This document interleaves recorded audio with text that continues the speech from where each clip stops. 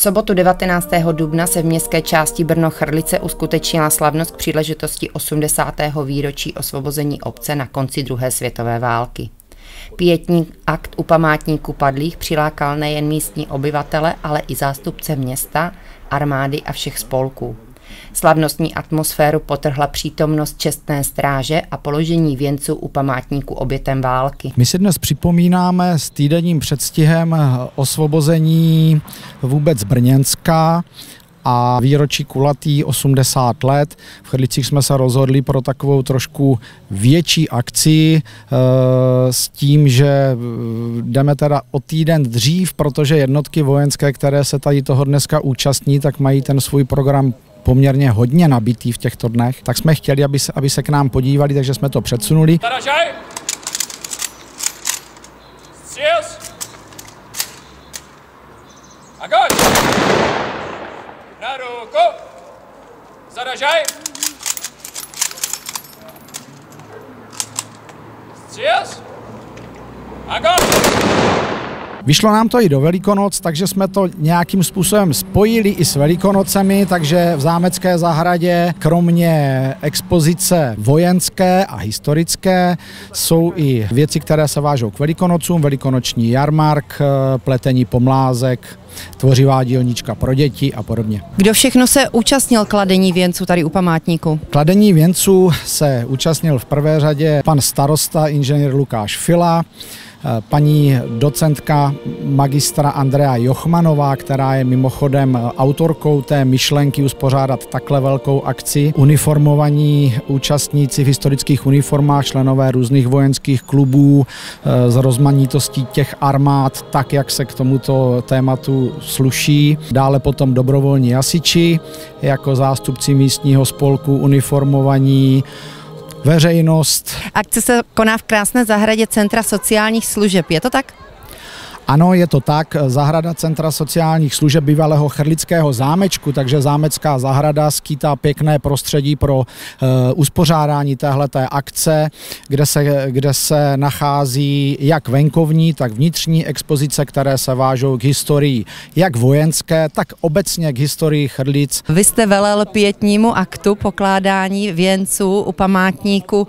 Kdo se všechno účastnil? Byli tady v první řadě jako čestná jednotka, která střílela salvu, kozáci, je to KVH Kavkaz, jsou v těch modrých uniformách. Potom tady byli zástupci roty EKS, Elitnovo korpusa speciálnovo, jsou Brňáci taktéž, stejně jako ti kozáci. Pak tady byla skupinka letců RAF, v uniformách RAF, a to je takzvaný Spitfire klub. Samozřejmě podíleli se všechny spojenecké jednotky na osvobození republiky a dokonce i ti letci svým způsobem, i když ne třeba zrovna ti naši. Takže jsme zastupovali vlastně tu vítěznou stranu. V projevu pana starosty zazněla slova úcty k padlým vojákům a civilistům, stejně jako připomenutí významu svobody a míru pro současnou generaci. Součástí programu byl také velikonoční jarmark, ale hlavně promítání dobových snímků, výstava historických artefaktů, ukázka makety letounu Spitfire a mnoho dalšího.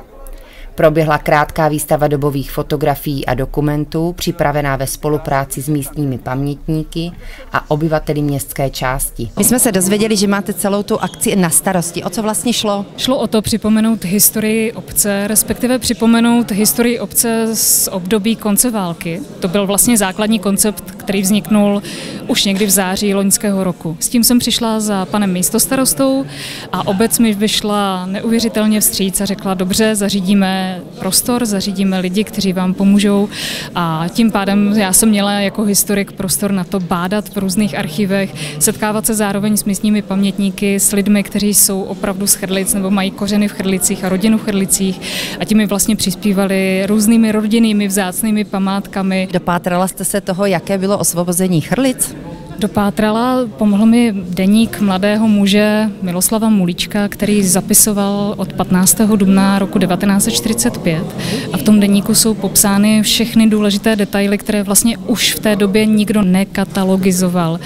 Budeme-li mluvit o bombardování Brna v roce 1944, tam je jasná katalogizace, tam máme dost výrazný přehled o tom, jak americké letectvo bombardovalo Brno, ale ta to období jara, dejme tomu dubna roku 1945, není vůbec zmapováno. Zůstaly některé torzovité fotografie a my najednou víme, že kromě toho, že bylo bombardováno nádraží a viadukt, který byl samozřejmě krátce na to zase opraven, takže byly vybombardovány i stodoly a široké okolí přímého náměstí Chrlic a víme samozřejmě i ty detaily, kdo se v různých krytech skrýval. Oslavy výročí nejen připomněly klíčový historický moment, ale také spojili komunitu napříč generacemi.